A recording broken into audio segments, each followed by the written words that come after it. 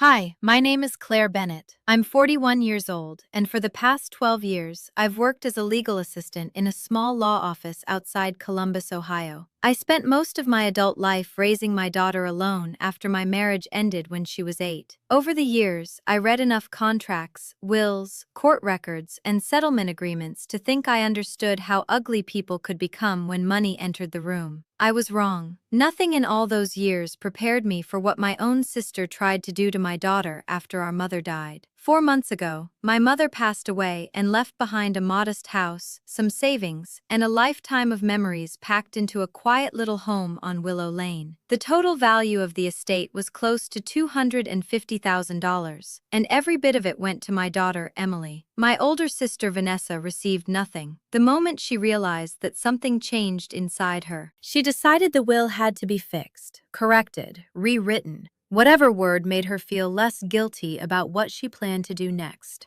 She called it a family gathering, said it was time for healing, said we all needed closure. But when Emily walked into our mother's living room that Saturday afternoon, there were no family photo albums on the table and no food in the kitchen. Instead, there was a stranger in a gray vest with legal papers spread out in front of him, and 3 adults staring at a 21-year-old nursing student who had come there alone. Vanessa made one mistake, though. She assumed I wouldn't find out until after Emily signed whatever they put in front of her. What happened in that house over the next hour changed every relationship in our family forever. My mother, Eleanor Bennett, lived in a pale blue house in a quiet neighborhood outside Dayton. She taught second grade for over 30 years before retiring at 64. After retirement, she spent her days tending flowers in the backyard, reading paperback mystery novels, and baking peach cobbler for neighbors who didn't even have to ask anymore. Everyone on that street knew her. She was the kind of woman who remembered birthdays without calendars and mailed handwritten cards for every holiday. She had 2 daughters. Vanessa was the oldest at 46, and I was 5 years younger. Growing up, Vanessa was the charming one. She could talk herself out of punishment, into favors, and through almost any situation. My father adored her for it. He used to call her his shining star. Me, he called the quiet one. After he died 15 years ago, that difference only became clearer. Vanessa always knew how to take up space in a room. I learned how to survive quietly inside one. Mom noticed things other people missed. She noticed Vanessa only stopped by when she needed help with bills or wanted to borrow money. She noticed I showed up with groceries, prescriptions, and coffee when Mom's arthritis got bad. She noticed who stayed when things became inconvenient. When Mom's health started declining, it wasn't Vanessa driving across town at 6 in the morning to pick up medications before work. It wasn't Vanessa sitting through doctor appointments or organizing hospice paperwork. It was Emily. My daughter moved in with my mother 2 years before she passed away. Emily was 19 then, halfway through nursing school, exhausted all the time, balancing classes with a part-time pharmacy job. I couldn't help much financially. Legal assistant salaries in small towns don't stretch very far, especially for a divorced mother still paying off student loans. But Mom had an extra bedroom, and Emily needed stability. What started as a temporary arrangement became something deeper than either of them expected. Emily cooked dinner every night. She drove Grandma to every appointment. She sat beside her bed, reading books aloud, when Mom's hands became too weak to hold them herself. Some nights, when the pain got bad, Emily slept in a chair next to her bed, just so Mom wouldn't wake up alone. Vanessa visited exactly 3 times in those 2 years. Every visit followed the same pattern. She walked into the house, glanced around like she was evaluating property value, asked vague questions about finances, then left before dinner. She never once asked how Mom was really feeling. One afternoon, Vanessa pulled me aside in the hallway and casually asked if Mom had updated her will recently. I told her I didn't know. She smiled in that fake calm way she always had and said maybe somebody should check on that. Emily overheard her on the phone once in the backyard, talking to her husband Scott about how much the neighborhood houses were selling for. Emily told me about it later, while we folded laundry together in the living room. I told her not to worry about it. I told her to focus on school and taking care of Grandma. At the time, I honestly believed everything would work out fairly in the end. Then January came, and my mother died. Pancreatic cancer, fast at the end. The The hospice nurse told us she passed peacefully, but I've never liked that word. There's nothing peaceful about watching your mother take her final breath while your daughter holds one hand and you hold the other. The funeral was small. Emily stood beside me the entire service. Vanessa arrived late, wearing dark sunglasses she never removed once. A week later, the will was read inside the office of Mom's estate attorney. The room smelled like dust, coffee, and old carpet. Emily sat beside me, clutching a notebook against her chest, while Vanessa sat across from us with her arms folded. The attorney read the document slowly and clearly. The house, all savings accounts, and every remaining asset would go entirely to Emily Bennett. Then he read one sentence I will never forget for the rest of my life. To my granddaughter Emily, who stayed when staying mattered. Vanessa didn't cry. She didn't yell. She just sat there completely still, staring at the attorney like he had read the wrong page. She left without saying goodbye. 2 days later, the phone calls started. Vanessa called me Thursday night just after 9. The second I heard her voice, I knew she had already rehearsed the conversation in her head. "We need to talk about Mom's will," she said flatly. I sat down on the edge of my bed and stared at the hallway outside my room. "There's nothing to discuss." "There's plenty to discuss, Claire. Mom wasn't thinking clearly near the end. Emily lived there with her. She had influence." The word influence hung in the air like smoke. I could hear Scott talking quietly in the background, feeding her lines the way he always did when she wanted to sound reasonable instead of angry. "The attorney confirmed Mom was mentally competent," I told her. "The doctor confirmed it too. The will is legal." "I'm her daughter," Vanessa snapped. "You really think she meant to leave me absolutely nothing?" "I think she left exactly what she wanted." She hung up without another word. 2 hours later, Emily called me from the kitchen at Mom's house. Her voice sounded shaky. "Aunt Vanessa just called me." My stomach tightened instantly. "What did she say?" "She told me Grandma was confused when she made the will. She said I should do the right thing before this turns ugly." I closed my eyes for a second and pictured Mom's cedar jewelry box sitting on her dresser upstairs. She'd kept it since before I was born. Every time she opened it, the whole room smelled faintly like cedarwood and old perfume. Inside were tiny pieces of her life, brooches, earrings, old church pins she wore on Sundays. Mom protected the things she considered valuable, and she considered Emily valuable. "Listen to me," I told my daughter carefully. "Your grandmother knew exactly what she was doing. Vanessa is upset, but that doesn't give her the right to rewrite Mom's decisions." Emily was quiet for a moment. Then she whispered, "This isn't over, is it?" "No," I admitted softly. "It's not." After we hung up, I sat in the dark for almost an hour, thinking through every possibility. Years of legal work had taught me something important. Most people don't suddenly become dangerous. There are signs before the real move happens.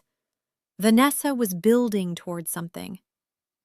The following Monday, I went straight to the office of Daniel Harper, the senior estate attorney at the law firm where I'd worked for nearly a decade. Daniel was in his late 50s, wore reading glasses low on his nose, and had handled more contested wills than anyone in the county. When I walked into his office, he looked up immediately and asked, "Personal or professional?" "Both," I answered.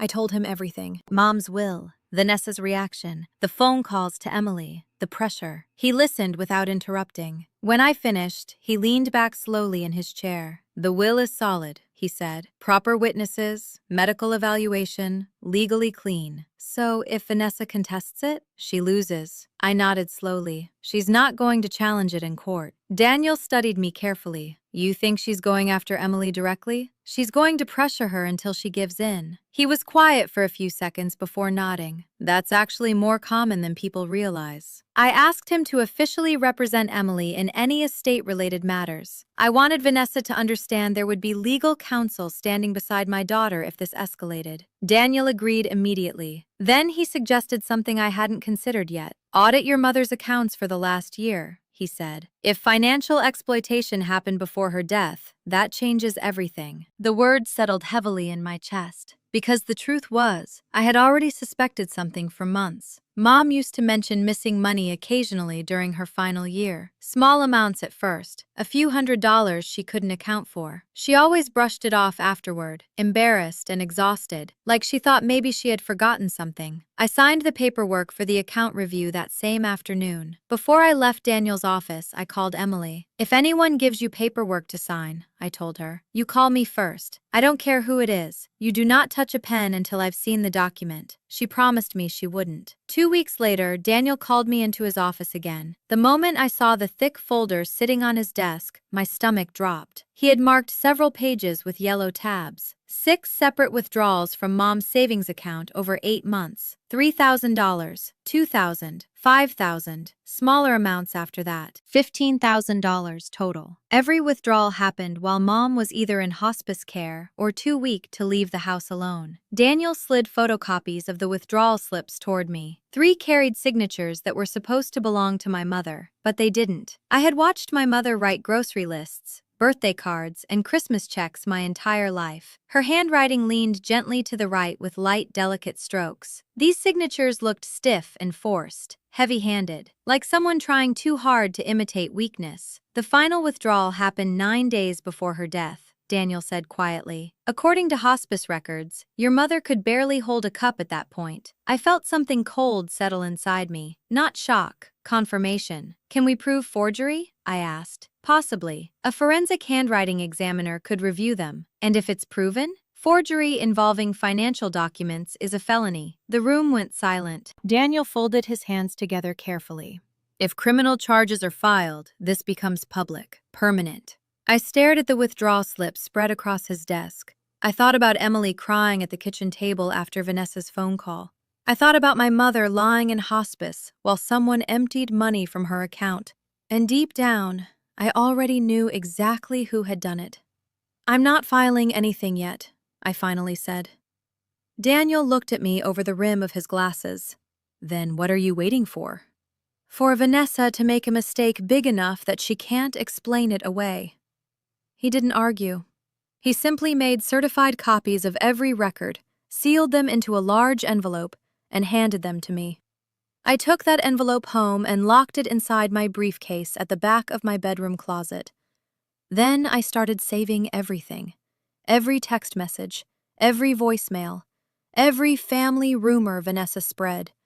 And she spread plenty. Vanessa moved through the family like a political campaign manager working a county election. She called my uncle in Michigan first, then my aunt in Tennessee, then cousins we hadn't spoken to in years. By the end of the second week, people who hadn't visited my mother once during hospice suddenly had strong opinions about fairness, inheritance, and family loyalty. According to Vanessa's version of events, Emily had manipulated a sick old woman into changing her will. I was supposedly encouraging it because I wanted the money controlled through my daughter. Vanessa used phrases like undue influence and emotional coercion, even though she barely understood what those terms legally meant. The story spread quickly because lies always travel faster when they sound dramatic. My cousin Rachel called me one evening after work. She lived outside Cincinnati and had always been one of the more reasonable people in the family. "Claire," she said carefully, "is any of this true?" I leaned back against my kitchen counter and closed my eyes for a second. Emily spent 2 years taking care of Grandma, cooking for her, bathing her, driving her to appointments. Vanessa visited 3 times. Rachel hesitated. "Vanessa sounds really hurt." "Hurt people can still lie." Rachel didn't answer immediately. Finally, she sighed. "I think I'm staying out of this." Honestly, that was better than I expected. Then Scott's mother joined in. Barbara posted vague messages online about elderly people being manipulated by greedy relatives. She never used Emily's name directly, but she didn't have to.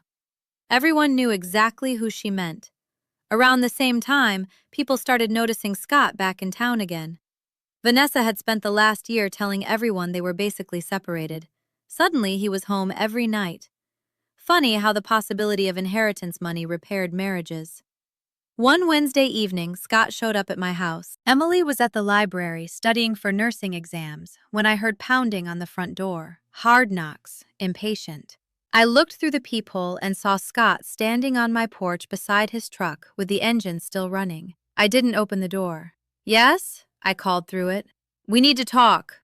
"About what?" "You know exactly what about." I stayed where I was.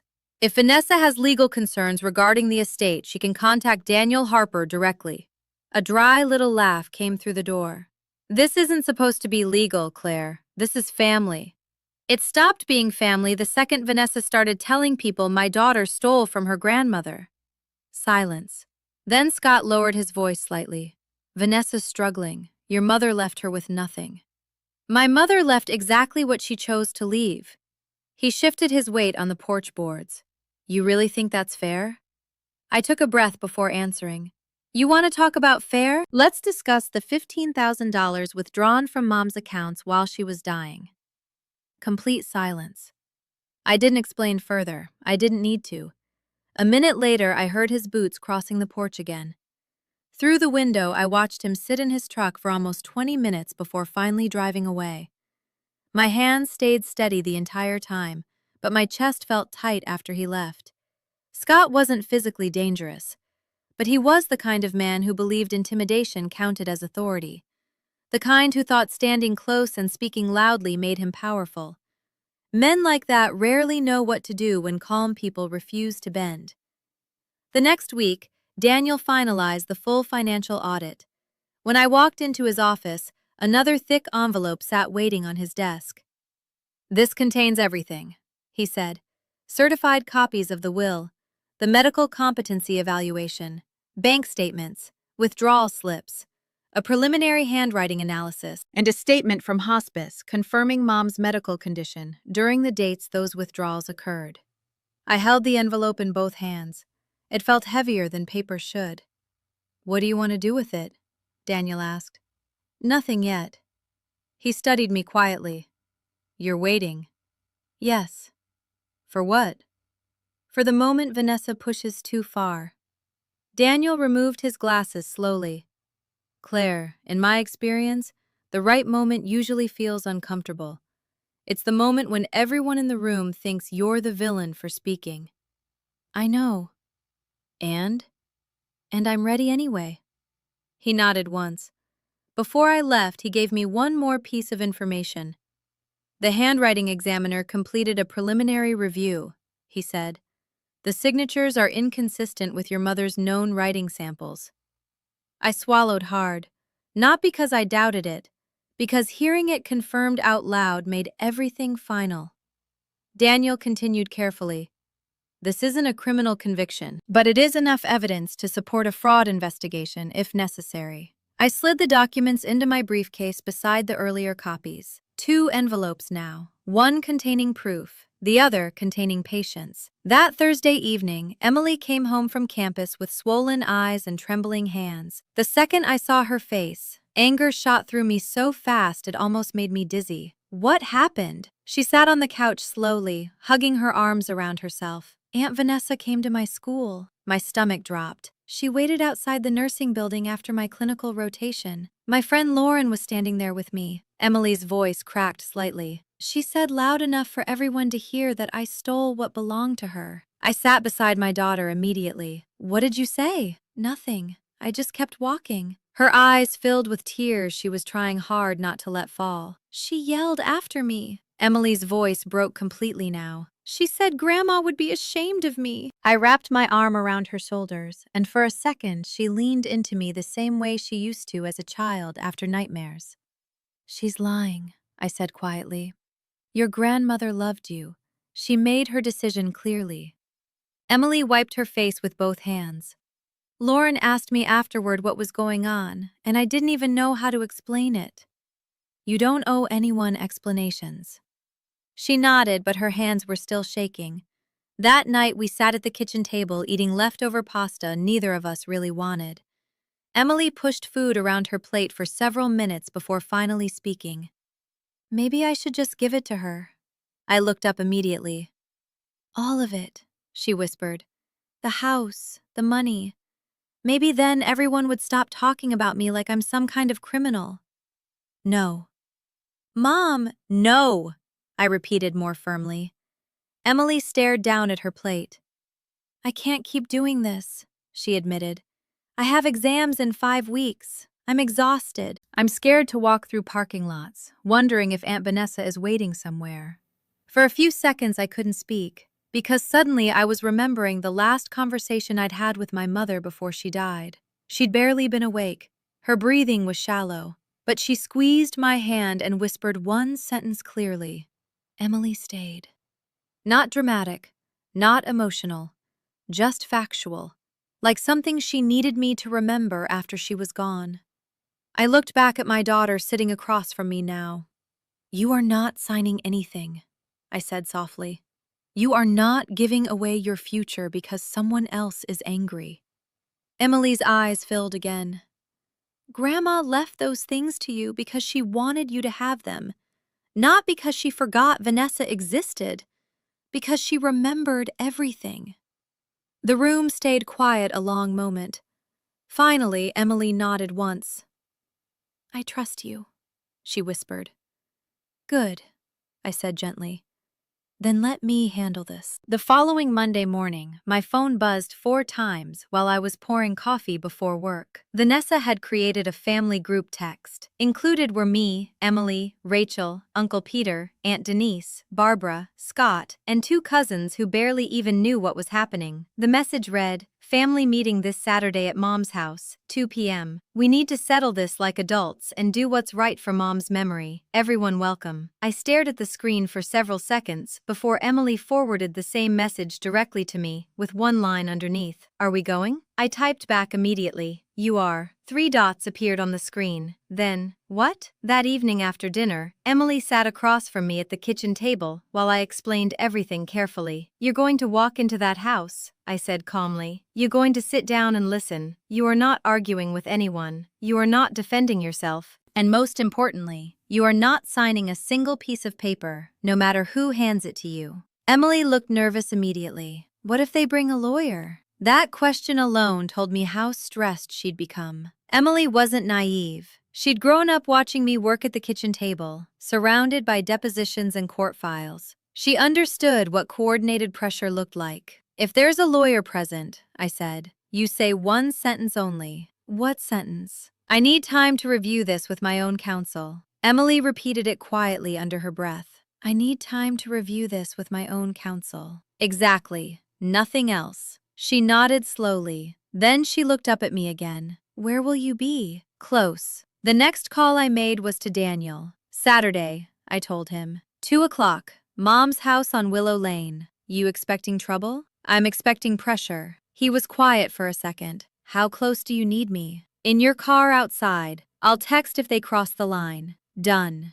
The rest of the week, I prepared. Every evening after work, I sat at my dining table organizing documents like I was preparing for trial. Certified will, medical competency evaluation, bank records, handwriting analysis, phone screenshots, voicemails. I tabbed everything by date and category inside my briefcase until I could find any document within seconds. But Thursday evening, 2 days before the meeting, something happened that changed everything. Emily had gone to Mom's house to continue sorting through closets and old storage boxes. Around 7 that night, she called me sounding strangely quiet. Mom, she said carefully, I found something. Immediately my heart sped up. What kind of something? In Grandma's cedar jewelry box. I froze. The cedar box. Emily continued softly. I was looking underneath the lining because I wanted to wear Grandma's pearl brooch Saturday. There was an envelope hidden underneath. I was already grabbing my keys before she finished speaking. I made it to Willow Lane in 14 minutes. Emily was sitting on the edge of Mom's bed when I walked in. The cedar box rested open beside her, and the familiar smell hit me instantly. Cedarwood, dust, lavender lotion, the smell of my childhood. Emily handed me the envelope without speaking. My name wasn't on it, neither was hers. It simply said, "For Emily." The handwriting was unmistakably my mother's. My chest tightened as I opened it. 2 pages of yellow legal paper folded neatly together, blue ink, Mom's narrow slanted cursive. The first sentence alone made my pulse spike. Dear Emily, if you are reading this, then the will has already been read and Vanessa is angry. I leaned against the hallway wall while reading the rest because suddenly my legs didn't feel steady anymore. Mom wrote that Vanessa had borrowed nearly $80,000 from her over 15 years. Money for mortgages, credit cards, car payments, emergency loans. None of it was ever repaid. Then came the part that made my hands shake. Mom wrote that during a hospital stay 2 years earlier, someone had withdrawn money from her account pretending to be her. I know who did it, she wrote, but I no longer have the strength for that fight. I closed my eyes for a second. Mom knew. The entire time she knew. The letter continued. I changed my will because love should never become a debt someone expects payment for. By the time I reached the final line, tears blurred my vision. Show this to your mother. She'll know what to do. I folded the letter carefully and slipped it back inside the envelope. Emily watched me quietly from the bed. She knew, didn't she? She asked softly. Yes, I whispered. She knew. The next morning, I sat across from Daniel in his office while he read the letter twice without speaking. Finally, he placed it down carefully. This aligns perfectly with the financial records, he said. Your mother documented the pattern herself. He tapped the paper gently. This isn't legally equivalent to sworn testimony, but combined with the audit and handwriting analysis, it's powerful corroborating evidence. I'm not planning to use it in court, I told him. Daniel looked up immediately. Then where? At the meeting. Understanding crossed his face instantly. We spent nearly 2 hours preparing. Daniel organized the documents in chronological order. He created a summary sheet outlining every withdrawal, every suspicious signature, every timeline overlap with hospice care. The letter went into its own sealed folder. Before leaving, I called Emily one last time. When you walk in there tomorrow, sit somewhere near the exit. Keep your purse in your lap. If they hand you paperwork, you say the sentence. I need time to review this with my own counsel. Good. And if things escalate, you'll come in. Yes. There was a pause. Then Emily admitted quietly, I'm scared. I leaned back in Daniel's office chair and closed my eyes for a second. I know you are. What if they all hate me after tomorrow? I thought about that carefully before answering. People who ask you to betray yourself for their comfort usually get angry when you refuse. Emily didn't answer immediately. Then finally, okay. That night, I checked my briefcase 3 separate times before bed. Saturday morning, I was awake before sunrise. Emily wore dark slacks and a white blouse. She pinned Mom's pearl brooch near her collar before leaving the house. The second I saw it, my throat tightened. She looked older than 21 that morning. Not older physically, just emotionally.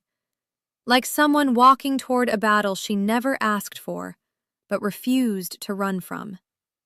We drove separately. Emily parked directly outside Mom's house.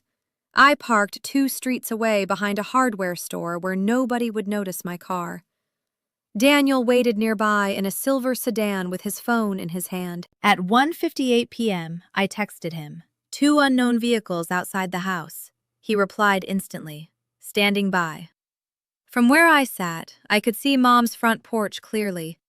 Scott's black truck sat in the driveway. A dark gray sedan I didn't recognize was parked behind it. Lawyer. Emily walked slowly up the front steps. Before opening the door, she touched the pearl brooch once like she was grounding herself. Then she disappeared inside. I gripped the steering wheel and waited. 2 minutes later, my phone buzzed. Emily. There's a man here I don't know. Gray vest, briefcase. I typed back immediately. Do not sign anything. Listen only. I'm close. Another text came. Okay. Then I messaged Daniel. They brought counsel. Be ready. Outside, the wind pushed dead leaves across the sidewalk while I stared at the front windows of my mother's house. Inside that living room, 3 adults were preparing to pressure my daughter into surrendering her future. And for the first time since my mother died, I realized I was done being patient. Later, Emily told me exactly what happened during those first few minutes inside the house. The second she stepped into the living room, she realized the entire thing had been staged. Vanessa sat on the couch with her legs crossed and her hands folded neatly in her lap, looking calm in the way people do when they've rehearsed their performance ahead of time.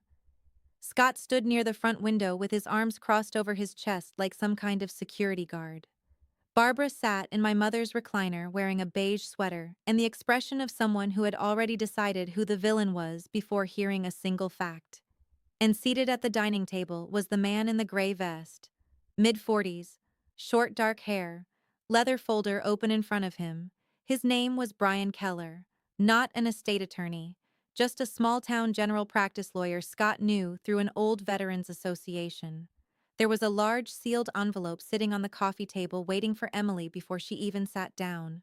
Vanessa smiled the moment Emily entered. "There she is," she said warmly. "Sweetheart, sit down." Emily did exactly what I told her to do. She sat in the armchair closest to the hallway instead of the couch beside Vanessa. She kept her purse in her lap and her hands folded together tightly. Vanessa leaned forward slightly. "We're really glad you came. We all want to settle this peacefully." Emily stayed quiet. Brian cleared his throat and opened the envelope. Then he slid a stack of papers across the coffee table toward my daughter. "This is a voluntary estate transfer agreement," he explained. "Very straightforward. Once signed, ownership of the estate assets transfers to your Aunt Vanessa so the family can move forward together." Emily picked up the papers carefully. 2 pages.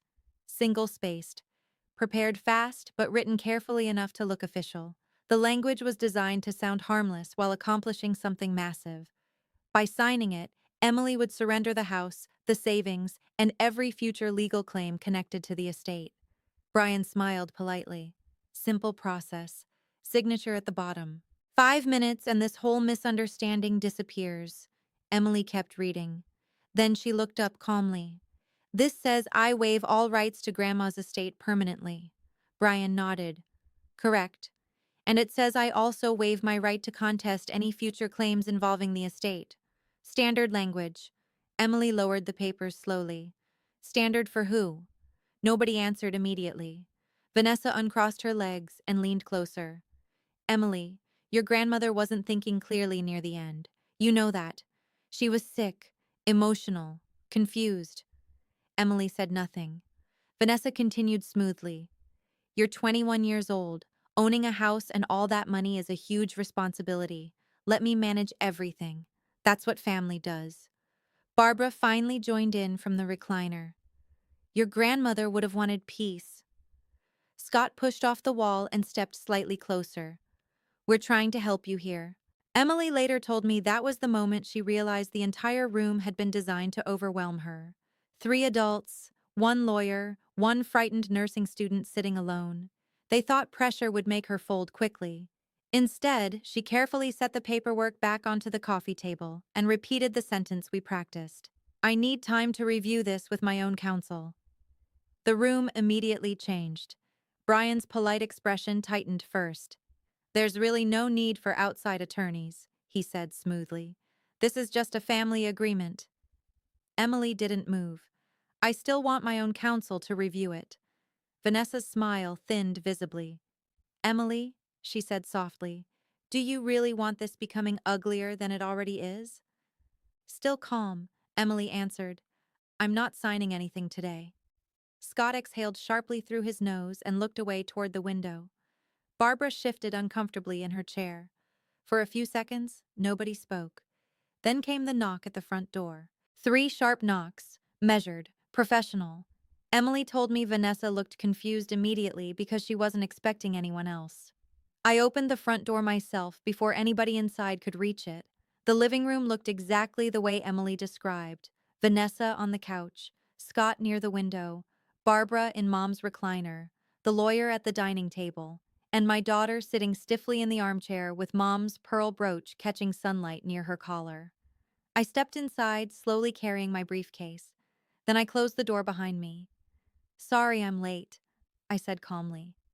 Vanessa stood halfway up from the couch. "Claire, this is a private family discussion." "My daughter was invited here alone," I replied. "Emily is an adult." "And she handled herself perfectly," I said, walking over beside her chair, "which is exactly why she didn't sign anything." I rested one hand lightly on Emily's shoulder. The tension leaving her body underneath my fingers was immediate. Scott stepped forward. "Nobody's trying to force her into anything." I looked directly at the paperwork on the table. A legal transfer agreement prepared by an attorney and presented to a 21-year-old without independent representation says otherwise. Brian closed his folder carefully. Ma'am, everyone here is simply trying to resolve this peacefully. I turned toward him fully. With legal counsel present, in a room where only one side has representation, that stopped being peaceful the second paperwork hit the table. His jaw tightened slightly. I sat calmly on the arm of Emily's chair and placed my briefcase beside my feet. I still hadn't opened it yet. Not yet. The silence stretched long enough for everyone to feel uncomfortable. Finally, Vanessa recovered first, just like she always did. This isn't about greed, she said carefully. It's about fairness. Mom never would have wanted Emily burdened with all this responsibility. I almost laughed at the word burdened. The house, the money, the inheritance Vanessa had spent weeks trying to seize. Scott chimed in quickly. Vanessa's the oldest daughter. She's the one who should handle the estate. The estate has already been handled, I replied quietly. The court certified the will. Brian attempted to regain control. The transfer agreement is completely voluntary. I finally looked directly at him. Mr. Keller, you are not an estate attorney. You were not retained by Emily, and anything signed in this room today without independent counsel present would immediately become legally contestable. Complete silence. Scott looked at Vanessa. Vanessa stared at the carpet. Brian's face lost color slowly. I knew then they hadn't expected resistance backed by actual legal knowledge, and I still hadn't even opened the briefcase. The grandfather clock in the corner ticked loudly through the silence. The same clock Mom wound every Sunday afternoon for decades. Nobody spoke. Then suddenly the front door opened again. Everyone turned. Rachel walked inside carrying a pie box and wearing a confused expression. The second she saw the lawyer at the dining table, the paperwork on the coffee table, and the tension in the room, she stopped cold. What's going on? Vanessa stood quickly. Rachel, hey, we're just finishing up some paperwork before dinner. Rachel slowly looked around the room again. You told me this was a family dinner. It is, Vanessa said too fast. Rachel looked directly at Emily then. Emily met her eyes and gave the smallest shake of her head. That tiny movement changed everything. Rachel's face hardened instantly. Why is there a lawyer here? Barbara answered first. It's just paperwork Emily needs to sign. Rachel frowned. What kind of paperwork? I answered for them. The kind that transfers my daughter's inheritance away from her. Vanessa snapped toward me immediately. That's not what this is. Then explain it differently. Nobody did. Rachel slowly set the pie box down on the hallway table. Then she crossed her arms. I didn't know lawyers were going to be involved. Vanessa's composure cracked for the first time. It's not like that. Rachel looked around the room again carefully. From where I'm standing, it looks exactly like that. That was the moment I reached for my phone under the arm of the chair. One word. Now. Daniel replied immediately, and 90 seconds later, there was another knock at the door. I stood up before anyone else could move and walked calmly to the front door. When I opened it, Daniel Harper was standing on the porch in a charcoal suit with a leather briefcase in one hand. He looked exactly the way attorneys look in movies, right before somebody realizes they've made a terrible mistake. Calm, professional, completely unbothered. The moment Vanessa saw him step inside, her face lost color. Who is that? She asked sharply. I stepped aside to let him enter and answered without taking my eyes off my sister. Funny, I said evenly. Emily brought someone too. Daniel walked into the living room without smiling or offering handshakes. He set his briefcase directly beside Brian Keller's folder on the dining table. Daniel Harper, he said calmly. Estate law. I represent Emily Bennett in all matters concerning Eleanor Bennett's estate. Brian's expression changed instantly, not because Daniel raised his voice, because he recognized the name. Daniel had spent 23 years handling probate disputes across 3 counties. Judges respected him. Attorneys avoided underestimating him twice. Brian cleared his throat awkwardly. You're officially retained by the beneficiary? I am. The room went dead quiet. I watched Brian begin gathering his paperwork together slowly. The sound of papers sliding against each other suddenly seemed incredibly loud. Vanessa stood up again. "This is ridiculous. We were trying to handle this privately as a family." Daniel ignored her completely. Instead, he picked up the transfer agreement from the coffee table and read the first page in silence. 30 seconds passed. Then he lowered the document carefully. "This agreement transfers the entire estate to Vanessa Carter without compensation," he said evenly. "It also requires the beneficiary to waive future legal claims connected to the estate." He looked directly at Brian. "Did you draft this?" Brian hesitated. "Yes." "Are you certified in probate or estate litigation?" Silence. Daniel nodded once, like he already knew the answer. "This document has no practical legal standing without independent review," he said calmly. "And I strongly advise my client not to sign or acknowledge it." Scott finally stepped forward again, irritation rising in his voice. "Nobody's forcing Emily to do anything." Daniel turned toward him slowly.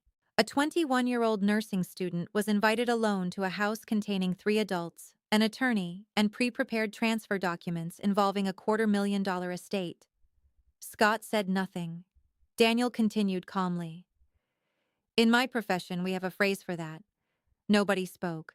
"It's called coercive pressure." Vanessa's face flushed immediately. "That's not fair." Daniel placed the document back on the table. "No," he said quietly. "What's not fair is attempting to obtain legal control of an estate through intimidation instead of probate court." Rachel remained near the hallway with her arms crossed tightly, watching all of it unfold in stunned silence. Barbara looked furious now, but underneath the anger I could already see uncertainty creeping in. "And Emily?" Emily sat quietly in the same chair, hands folded in her lap, saying absolutely nothing. I was proud of her for that. Sometimes silence is stronger than panic. Daniel remained standing near the table. "Let me clarify the legal reality here," he said. "Eleanor Bennett executed her will on March 11, 2024, in the presence of 2 witnesses, a licensed attorney, and a medical competency evaluation confirming sound mental capacity." Every word landed harder than the last. "The will has already been certified through probate court. Emily Bennett is the sole legal beneficiary of the estate." Vanessa folded her arms tightly. "She manipulated Mom." Daniel looked at her for the first time since entering. "Do you have evidence of undue influence?" Vanessa opened her mouth. Nothing came out. Daniel waited exactly 3 seconds before continuing. "I didn't think so." Brian finally closed his folder entirely. "I think this meeting may have become unproductive." Nobody stopped him. He slid his papers into his briefcase, nodded awkwardly toward Daniel, then toward me, and headed for the front door. Scott looked furious, watching him leave. Probably because the room suddenly felt very different without legal backup standing beside him. The front door closed behind Brian, his gray sedan pulled away less than a minute later. 4 people remained inside the living room now, and for the first time since Mom died, Vanessa was no longer controlling the situation. She sat back down slowly onto the couch and rubbed both hands against her temples. "This was never about money," she said quietly. I didn't answer. Her voice cracked slightly. "Mom loved me too." "I know she did," I said softly. Vanessa looked up sharply like she hadn't expected agreement. "Then why?" Her expression seemed to ask even before the words came out. "Then why would she leave me nothing?" Nobody answered immediately, because the truth was sitting inside my briefcase waiting to be opened. Barbara leaned forward from the recliner. "Vanessa did everything for this family," she snapped. "She organized holidays. She kept everybody together. She was always there." I looked at her calmly. "Being loud at family gatherings isn't the same thing as being present when someone's dying." Barbara's jaw tightened instantly. Scott walked toward the window again, restless now. Vanessa stared down at the floor. "I deserved something," she whispered. That sentence finally did it. Not because it made me angry, because it reminded me exactly how different Vanessa and Emily truly were. Emily never once asked what she deserved. She just stayed. I looked over at my daughter sitting quietly beneath the afternoon sunlight coming through the window. Then I thought about her crying at my kitchen table, asking if she should surrender everything just to make the harassment stop. And suddenly I was done protecting Vanessa from the consequences of her own choices. I bent down slowly and opened my briefcase. The click of the lock sounded louder than it should have. Or maybe the room had simply become that silent. I pulled out a thick manila envelope covered in yellow tabs and certification stamps. Daniel stepped slightly aside, giving me the room completely. I placed the envelope onto the coffee table, directly beside the unsigned transfer agreement Vanessa had prepared for Emily. Then I looked at my sister. 6 withdrawals, I said calmly. Vanessa froze. I slid the first bank statement onto the table, then another, and another. Highlighted withdrawals circled in yellow. $3,000, $2,000, $5,000. Smaller withdrawals after that. $15,000 total. Rachel stepped closer immediately, reading the pages with widening eyes. All withdrawn while Mom was in hospice care or too sick to leave the house, I continued. Vanessa still hadn't moved. I reached into the envelope again and removed photocopies of the withdrawal slips. 3 of these transactions included signatures claiming to belong to Mom. Scott's face changed first, then Barbara's, then Vanessa's. I laid the handwriting analysis beside the slips. A forensic examiner reviewed them. The room felt airless suddenly. The signatures are inconsistent with Eleanor Bennett's known handwriting. Rachel slowly covered her mouth with one hand. Vanessa gripped the edge of the couch cushion so tightly her knuckles turned white. I kept going. Slowly, calmly. Every sentence deliberate. Mom's handwriting became weak during hospice care. These signatures are heavy, upright, and overcorrected. According to the examiner, they appear intentionally imitated. Scott finally spoke. Claire. No, I interrupted quietly. I'm still talking. He stopped instantly. I reached into the briefcase one last time, and this part hurt more than the bank records ever could. Because this wasn't financial evidence anymore. This was my mother's voice. I held up the folded yellow letter carefully. Emily found this hidden in Mom's cedar jewelry box 2 days ago. Vanessa stared at the envelope like she already knew what was inside before I opened it. I unfolded the pages slowly. Then I began reading. Dear Emily, if you're reading this, then the will has already been read, and Vanessa is angry. Nobody moved. Nobody breathed. I continued. Vanessa borrowed nearly $80,000 from me over 15 years. None of it was repaid. Barbara sat back slowly in the recliner. Scott looked down at the floor. I kept reading. When I was hospitalized 2 years ago, someone withdrew money from my account pretending to be me. I know who did it. Vanessa shut her eyes. Still, I continued. I changed my will because love should never become a debt someone expects payment for. By the time I lowered the letter, the room felt completely different than it had an hour earlier. Not tense anymore. Broken. 3 envelopes now sat on the coffee table.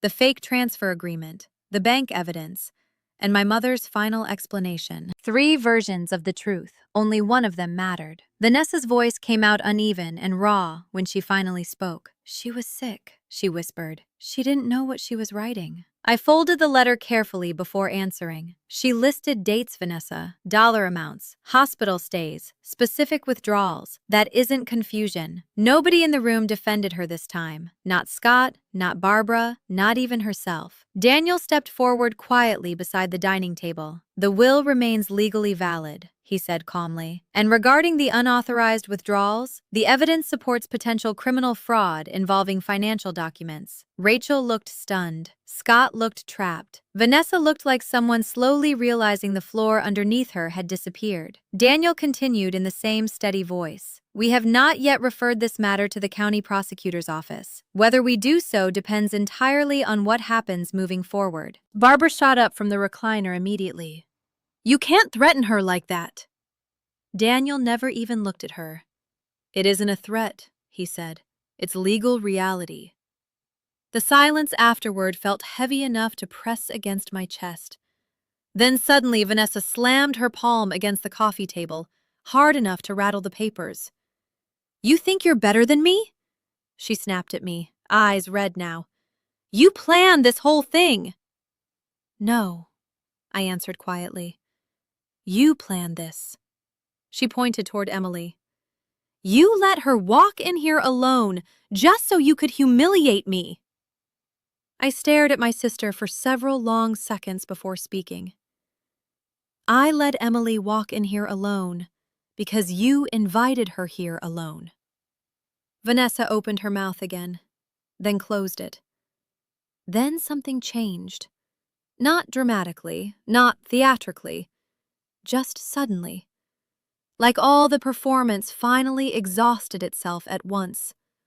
Her shoulders dropped first, then her face crumpled, and before anyone realized what was happening, Vanessa slowly sank from the couch onto the floor beside the coffee table, like her legs could no longer hold her up. Scott moved instinctively toward her, but stopped halfway. Vanessa covered her face with both hands. "He left me." The words barely came out louder than a whisper. Nobody spoke. Scott stared at the floor. Vanessa's breathing shook. "He moved out in February," she continued quietly. "Took his name off the mortgage. I've been trying to keep everything together by myself." Scott finally spoke without looking at her. "You told everyone we were working things out." Vanessa laughed once bitterly through tears. "Because it sounded less pathetic." She wiped at her face angrily. "I'm 3 months behind on the house. The bank sent foreclosure notices last week." The room stayed completely still. "I needed that money," she admitted. "I needed something, and for one brief moment, I saw my sister underneath everything else. Not the manipulative version, not the angry one, just a frightened, middle-aged woman whose life was collapsing around her." But then the other memories came rushing back too. Emily crying at my kitchen table. Mom struggling to sign her own name during hospice. Vanessa cornering my daughter outside nursing school and calling her a thief. Pain explains behavior sometimes. It does not erase it. "You could have asked me for help," I said quietly. Vanessa looked up slowly. "You could have called me and said you were drowning. You could have told the truth." Her face twisted immediately. "I was embarrassed." "So instead, you forged Mom's signature while she was dying." Vanessa flinched like I slapped her. "You ambushed my daughter with legal documents," I continued calmly. "You tried to pressure a 21-year-old into giving away her future because you were desperate." Tears rolled down Vanessa's face now. "I didn't know what else to do." "Yes," I said softly. "You did." Nobody interrupted, not even Barbara anymore.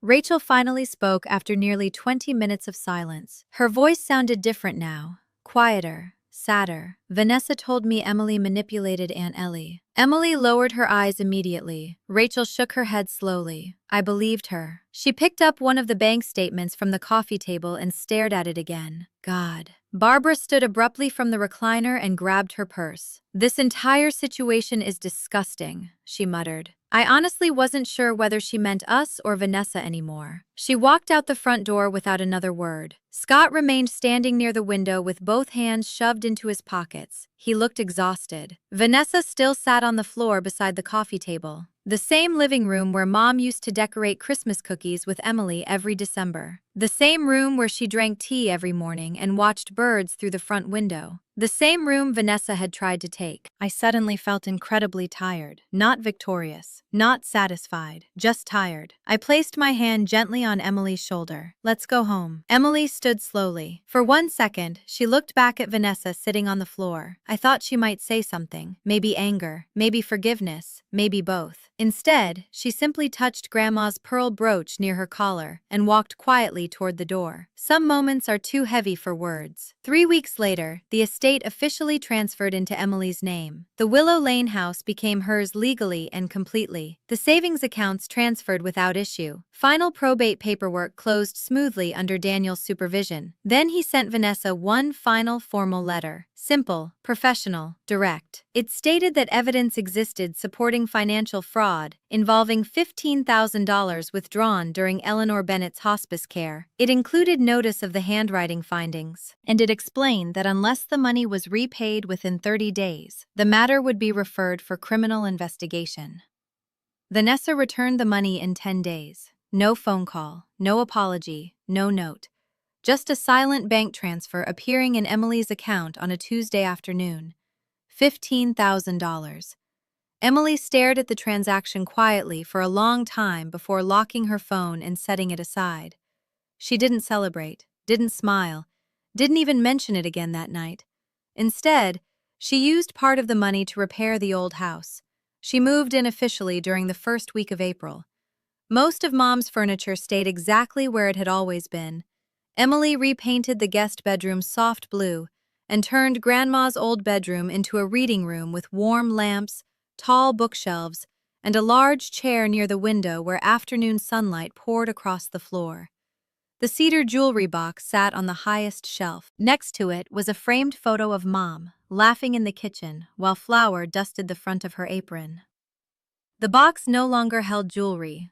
Now it held something else entirely. Proof. Memory. A final act of protection from a grandmother who understood exactly what was coming after she died. Emily and I started having dinner together every Sunday at the Willow Lane house. Rachel came sometimes too. The first visit, she brought peach pie. The second time, she brought her daughter. Nobody mentioned Vanessa during those dinners. Not because we forgot. Because we were finally tired of letting her decisions occupy every room. Through Daniel, I eventually told Vanessa something simple. If she wanted a relationship with Emily someday, it would have to happen honestly. No manipulation, no pressure, no lawyers, no surprise meetings, just truth. So far, she hasn't called. Maybe she will eventually, maybe she won't. That part is no longer mine to control. What I can control is who gets access to my daughter's peace. One Sunday evening near the end of April, Rachel sat at the kitchen table listening, while Emily talked excitedly about rearranging the reading room shelves by genre, exactly the way Grandma used to. Then Rachel laughed suddenly. "The look on Vanessa's face when you walked in that day," she said to me. "I thought she was going to faint." Emily smiled for the first time all evening. "You know what my favorite part was?" she asked. "What?" Emily leaned back in her chair and laughed softly. "When Mom opened the door, walked in calm as anything, set down her briefcase and said, 'Funny, she brought someone too.'" Rachel burst out laughing. I stood at the kitchen sink washing dishes while their voices filled the house behind me. I didn't turn around. I just stood there with warm water running over my hands, listening to my daughter laugh again inside my mother's home. The cedar box sat safely on the shelf in the next room. The pearl brooch rested in Emily's jewelry drawer upstairs, and outside the kitchen window, the small lemon tree Mom planted years ago had started blooming again. Some things are valuable because they cost money. Some things are valuable because they can never be replaced. My daughter is both. What this whole experience taught me is simple. You don't have to scream to protect the people you love. You don't always need violence to win a fight.